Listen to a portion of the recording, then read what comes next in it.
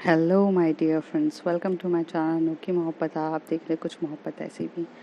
Last part में यही हुआ रहता है कि जब अनन्या और आलिया के बीच में सब कुछ शॉर्ट आउट हो जाता है, वहीं पर हमारी नव्या और रिया भी अपनी चीज़ों को शॉर्ट आउट करने के लिए बैठे रहते हैं। बेडरूम पर जब वो दोनों रो रहे रहते तो वो कहती है कि मैंने आपके साथ बहुत ज़्यादा गंदा बिहेव किया है। मुझे इस तरीके से आपके साथ बिहेव नहीं करना चाहिए था। मैं बहुत ज़्यादा गिल्टी हूँ। तो नव्या उसकी बहुत प्यार से उस सारी बातों को सुन रही रहती है और वो कहती है कि हाँ तो ठीक है ना, आप उसके लिए इतना रो रहे हो। मुझे नहीं लगता कि वो चीज़ के लिए रोने की वजह इतनी ज़्यादा है। तो वो कहती है मैं उस लिए नहीं रो रही हूँ, मैंने आप पे शक किया, मैं इसलिए रो रही हूँ। मेरे डैड मुझे ये बोल कर गए थे कि आप मुझे यूज़ कर रहे हो और आप उनसे बदला लेने के लिए हर एक चीज़ कर रहे हो। मैं आपसे झूठ नहीं कहूँगी, मैंने ना जासूस लगाया था और आपके ऊपर सारी इन्फॉर्मेशंस पता करी, हर एक चीज़ पता करी कि आप कैसे मुझे यूज़ करने वाले हो ये सब चीज़ों के लिए। बट मुझे ये सब चीज़ें कुछ पता नहीं चली और उस बात पे मुझे बहुत ज़्यादा गिल्टी फील हो रहा था। नव्या सारी बातें बहुत ध्यान से सुन रही रहती है और रिया ये सोचती है कि नव्या अब उसको डांटेगी, चिल्लाएगी, बट नव्या कुछ नहीं कहती है। नव्या सिर्फ इतना कहती है जो हो गया सो हो गया। मैं आपसे सिर्फ एक बात कहना चाहती हूँ कि हर एक रिलेशनशिप्स में ना ट्रस्ट कभी ना कभी हमारा डगमगाता है। बहुत सी चीज़ें ऐसी हैं जो हमें लाइफ में बहुत इश्यूज क्रिएट करती है। हमें कभी लगता है कि हम जिस पे ट्रस्ट कर रहे हैं वो ट्रस्टवर्दी नहीं है। हमें ऐसा लगता है कि जो हम देख रहे हैं वो सही नहीं है और जो हमें दिखाई देता है वो सच भी नहीं होता है। हर एक चीज़ के ना अलग अलग पहलू होते हैं। तो आपने जो मेरे साथ किया, मैं उस चीज़ पे गुस्सा होने की बारी नहीं है, क्योंकि ये आपकी ज़िम्मेदारी थी। आप चाहती आप चाहती तो मुझे आप अपनी ये सारी बातें मुझे नहीं भी बताती और आपके पापा ने जो बहुत कुछ बोला था आप उस पे विश्वास कर सकती थी। बट आपने अपने सैटिस्फैक्शन सबके लिए किया। मैं इस बात पे कोई भी नहीं हूँ और जो किया आपने वो सही किया। शायद आपकी जगह मैं भी होती तो मैं भी यही करती, क्योंकि trust is something good but blind trust is not good. और मैं इस चीज़ के लिए गुस्सा आपसे बिल्कुल भी नहीं हूँ। बट मैं आपसे सिर्फ एक चीज़ आज नहीं, कल नहीं, हमेशा फ्यूचर में भी एक्सपेक्ट करूँगी कि लाइफ में ना कम्युनिकेशन बहुत ज़्यादा ज़रूरी है। कोई भी रिलेशनशिप कम्युनिकेशन पे चलता है। अगर आप मेरे साथ इंटरैक्ट करके कम्युनिकेशन नहीं करेंगी तो मुझे चीज़ें समझ में नहीं आएगी। प्रॉब्लम सॉल्व प्रॉब्लम सॉल्व होना ना होना वो तो बात की बात है, पर प्रॉब्लम के बारे में हम एक दूसरे से बात ना करें, ऐसा तो हो नहीं सकता ना। और ये कह के जो हमारी नव्या है वो बहुत अच्छे से समझा रही रहती है। हद तक समझाने के बाद हमारी रिया को रियलाइज़ होता है कि उसने जो किया वो थोड़ा ना थोड़ा गलत था। और वो कहती है कि नव्या आप मुझे माफ़ कर देंगी। तो कहती है माफ़ी किस चीज़ की, कोई चीज़ की माफ़ी नहीं है, बस फ्यूचर में भी याद रखिएगा communication is most important in this relationships. और वो ये कहकर उसकी आँखों में देखती है और कहती है देखो आँखें बहुत ज़्यादा ब्यूटीफुल है, बहुत प्रिटी है, इसे ना ऐसे रो के ख़राब मत किया करो। और मैं नहीं चाहती कि लाइफ में कभी भी कुछ ऐसा चीज़ें आएँ जो तुम्हें ऐसा रुलाए। और जब वो इतने प्यार से बोल रही रहती है, हमारी रिया की फीलिंग्स कंट्रोल होने वालों में से कहाँ थी। एक हफ्ता तो वो कैसे तैसे दूर रह रही थी और वो फटाक से किस कर लेती है। और जब वो किस करती है तो हमारी ये नव्या की आँखें ऐसी चौड़ी हो जा मतलब ऐसे चौंक जाती है और वो उसको बहुत डीपली किस कर रही रहती है। ऐसे किस कर रही रहती है कि जैसे वो तड़प रही हो, कितने टाइम से उसको तड़प के उसकी हालत ख़राब हो गई हो और वो किस पे किस करे जा रही रहती है। और हमारी जो नव्या है वो भी उसकी किस पे उसका सपोर्ट कर रही रहती है। और जब किस करते करते ये लोग बेड पे बैठे रहते हैं, एकदम से पुश कर देती है नव्या को पुश करती है बेड पे और उसके ऊपर चढ़ के उसके ऊपर किस कर रही रहती है। उसके बटन्स ओपन हो रहे रहते हैं, शर्ट्स के बटन ओपन हो रही रहती है और वो बहुत डेस्परेटली उसकी किस कर रही रहती है। और उसकी जो किस में ना इस बार खोने का डर और वो सब ना दूर जाने की तड़प दिख रही थी। और वो जिस तरीके से उस पर टूट रही थी वो बहुत अलग था, क्योंकि नव्या ने भी कभी ऐसा फील नहीं किया था रिया के साथ इंटीमेट होते टाइम। बट ये जो इंटीमेशन था वो बहुत अजीब सा और बहुत स्ट्रॉन्ग इंटीमेट हो रही थी वो। और वो बाइट करे जा रही थी उसे, कभी नेक के पास पे, कभी लिप्स पे, और बहुत मतलब एग्रेसिव था उसका। लेकिन नव्या को बहुत पेन हो रहा था उसको ये वाला, लेकिन वो कभी रिया को कुछ कहती कहाँ है। वो रिया को कुछ नहीं कहती है और वो पूरा पेन में भी उसके साथ सपोर्ट करती है। और जब हमारी जो रिया पूरे तरीके से अपना सेटिस्फेक्शन मतलब पूरा जो किस करके ऊपर से नीचे तक उसे पता नहीं कहाँ कहाँ पे जो लव बाइट्स देने के बाद वो एकदम रिलैक्स होके बेड पे उठती है, तब हमारी नव्या शांति से बैठती है और उसी तरफ देख रही रहती है कि मतलब वो इतना उसे इतना पता रहता है कि वो बहुत ज़्यादा डर गई रहती है कि मैंने जो किया वो गिल्टनेस तड़प इन सब में बहुत कुछ कर रही रहती है। फिर वो थोड़ी देर शांत होती है और शांति से देखती है और बोलती, उप्स, मैंने क्या कर दिया आपके साथ, आपने मुझे रोका क्यों नहीं, आपको पता है मैंने कितने सारे लव बाइट्स दे दिए, ओ माय गॉड मैंने क्या हालत कर दी आपकी, मैंने इतने सारे मार्क्स, जानवर की तरह किया मैंने इस बार आपके साथ। तो नव्या शांति से बोलती है, कोई बात नहीं, मैं भी तुम्हारी हूँ, कर लो जो करना है। तो कहती पर आप रोकती क्यों नहीं हो। तो कहते नहीं रोकना नहीं था, मुझे भी अच्छा लगा। कहते कहाँ अच्छा लगा, देख रहे हो कितने मार्क्स हैं, मतलब मैंने जो किया वो बहुत गलत था। वो फिर रोने लगती। तो कहती अबे अब क्यों रो रही हो। तो कहती है जो किया वो गलत था। कहती एक तो तुम इतना रोती हो ना, मुझे समझ में नहीं आता कब तुम किस किस छोटी छोटी बात पे रोना स्टार्ट करती हो।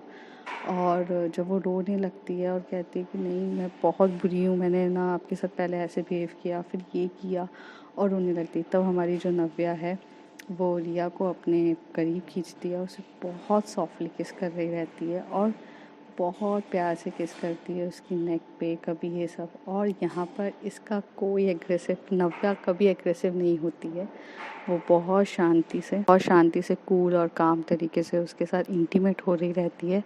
और जब रिया ये सब महसूस कर रही रहती है तो रिया को इतना सुकून मिल रहा रहता है कि जितना सुकून उसे आज तक कभी नहीं मिला हो। ऐसा लग रहा था कि उस एक हफ्ते में वो सुकून के लिए तरस गई थी। जो सुकून उसे नव्या के साथ मिलता था ना, वो किसी और के साथ नहीं मिलता था। उसका टच, उसका सुकून, वो बच्चों की तरह मतलब डर गई थी कि अगर नव्या की ये बात सच निकली कि नव्या उसे यूज़ कर रही है तो वो कैसे रह पाएगी, और अगर उसे नव्या से दूर होना पड़ा तो वो कैसे जिएगी। ये सब चीज़ करके रिया जो रिया है ये सब टेंशन में रहती है। हमारी नव्या ये सब इनसिक्योरिटीज़ उसकी हर एक चीज़ को काफ़ी हद तक बहुत अच्छे से समझती थी। और इस वजह से जैसे जो इंटीमेट होने का टाइम भी था वो बहुत सिक्योर तरीके से उसके साथ इंटीमेट हुई थी। और इन लोगों का लव सीन यहाँ पर चल रहा रहता है और कई हद तक दोनों एक दूसरे को समझने लगते हैं। नव्या जो रिया की तरफ देख के बोलती है अब आप ठीक हो, तो वो कहती है हाँ।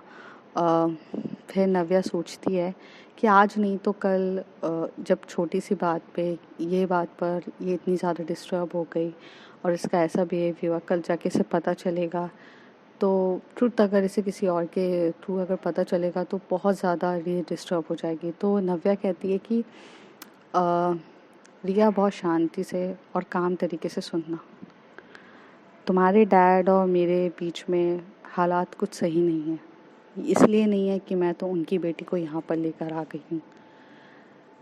हालात उस समय से ठीक नहीं है कि उन्होंने ना मेरी सबसे कीमती चीज़ को मुझसे छीन लिया था। और ये बात सच है कि मैं तुम्हारे पापा को डिस्ट्रॉय करने आई हूँ। तुम्हारे पापा की बर्बादी करना मेरा एक मोटिव है। तुम्हारे पापा को जो तुम्हारे पापा पावर और इन सब का इस्तेमाल करके गलत यूज़ कर रहे रहते हैं, इन सब चीज़ों को हटा के उन्हें एक आम इंसान बना के, आम इंसान का दर्द क्या होता है, हर एक चीज़ किसी को खोने की तड़प क्या होती है, वो सब सिखाने में यहाँ पर आई हूँ। बट ये बात भी सच है कि मैं तुमसे भी बहुत प्यार करती हूँ। उस रात याद है जब तुमने मुझे प्रपोज़ किया था और मैंने बहुत टाइम लगाया था प्रपोज़ कहने का, मेरे अंदर तुम्हारे लिए फीलिंग्स नहीं थी। मुझे पता चला कि तुम मिस्टर मल्होत्रा की बेटी हो और धीरे धीरे हमारे बीच में कॉन्टैक्ट्स बढ़ने लग गए और मुझे ये चीज़ पता चलने लग गई कि सब कुछ स्मूथली चल रहा था। तुम्हें पता है, याद है उस दिन जब तुम्हें किडनैप करने के लिए बहुत सारी कार आई थी और हम फर्स्ट टाइम मल्होत्रा मेंशन में गए थे? तो वो कहती है कि हाँ मुझे याद है, वो कार, वो सारे लोगों को मैंने ही भिजवाया था। मुझे तुम्हारे पापा तक पहुंचना था। उस समय मैंने तुम्हारा थोड़ा सा यूज़ किया था, बट जेन्युइनली मेरे इंटेंशंस कुछ गलत नहीं थे। दिया, बहुत सी ऐसी चीज़ें हैं जिसके बारे में तुम्हें नहीं पता है और मैं तुम्हें बताना चाहती हूँ, पर वक्त के साथ पर धीरे धीरे तुम्हें हर चीज़ पता चले तो ज़्यादा बेटर है।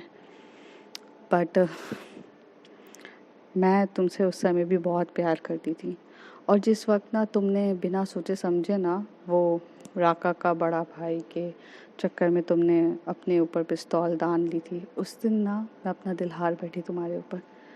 मुझे समय लगा प्यार करने में, क्योंकि प्यार के लिए दरवाजे मेरे हमेशा से बंद थे। मैं किसी को भी अपने करीब आने नहीं देती थी।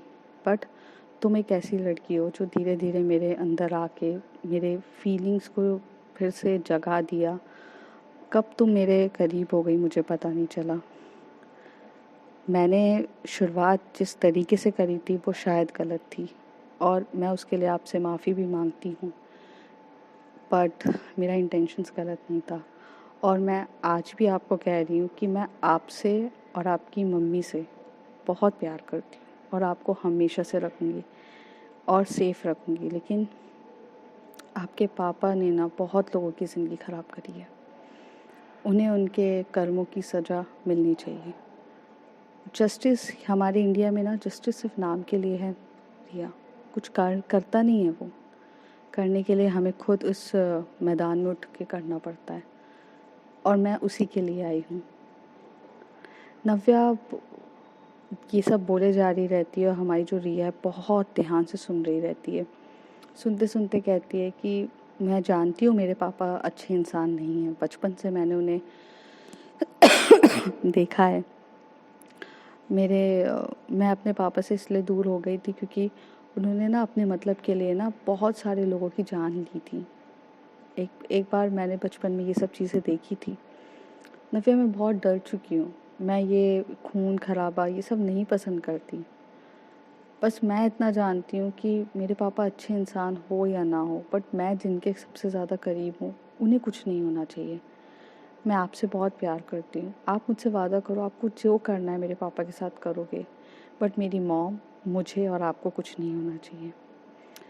तो यहाँ पे नव्या बहुत टाइम तक सोचती है और कहती है बोलिए। तो कहती है मैं वादा करती हूँ कि आपको और आपकी मम्मी को कभी कुछ नहीं होगा, बट मैं अपनी गारंटी नहीं दे सकती क्योंकि जिस जगह पे मैं रास्ते पे चल रही हूँ शायद मेरे साथ कब क्या हो जाए मुझे भी नहीं पता। तुम्हारे पापा कोई आम इंसान नहीं है, वो एक नॉर्मल पर्सन नहीं है, उनकी बहुत बड़ी गैंग है। ये एक सेल है, जैसे स्लीपर सेल होता है ना, वैसी बहुत सेल है। यहाँ पे कितने लोग कहाँ कहाँ से कनेक्टेड है। हर एक चीज़ ना बताना बहुत मुश्किल है, बट आई होप कि मैं कोशिश यही करूँगी कि वो कहती है मुझे नहीं पता, आप मुझसे वादा करिए कि आप मुझसे दूर नहीं जाएंगे। मैं आपसे दूर नहीं जाऊँगी, बस आप वादा करिए, मुझे मेरे पापा से रिलेटेड कोई बात नहीं करनी है। तो वो कहती है आपको बुरा नहीं लगा कि मैंने जब आपको बताया कि मैंने आपको कहती है कि नहीं, मुझे बुरा नहीं लगा क्योंकि आपने तो कभी मुझ पे इंटरेस्ट दिखाया ही नहीं था ना स्टार्टिंग से। आप तो बस ऐसे मतलब इतने एटीट्यूड वाले थे कि मैं बेचारी फ़ोन नंबर के लिए तरसती रही लेकिन नहीं दिखाया। बट मैं भी उस दिन शॉक थी कि जब नेहा ने मुझे प्रपोज़ का बोला और आपने कर दिया, तभी मुझे कुछ अजीब लगा था। बट मैं बहुत खुश थी। तो कहती है ठीक है, और नव्या बहुत प्यार से कहती है कि कोई बात नहीं, और मैं जेन्युइनली आपसे प्यार करती हूँ और मैं जेन्युइनली आपसे प्यार करती हूँ और फ्यूचर में मैं ये चाहती हूँ कि हम हमेशा से कोई भी इश्यूज़ हो, कम्युनिकेशन इज़ मोर इम्पॉर्टेंट। और ऐसे करके वो उसे किस करती है, बहुत लिप किस करती है। इन लोगों के बीच में बहुत इमोशंस एक्सचेंज होते हैं और डीप कन्वर्सेशंस होती है, और जिसमें वो दोनों एक दूसरे के बारे में बता रहे रहते कि कहाँ से क्या हुआ है। आई होप आपको ये एपिसोड पसंद आएगा, बहुत ज़्यादा इमोशनल था बट इमोशंस भी ज़ाहिर करना बहुत ज़्यादा ज़रूरी होता है स्टोरी में, वरना फिर मज़ा नहीं आता. I hope if you like, share and subscribe, and thank you for watching it.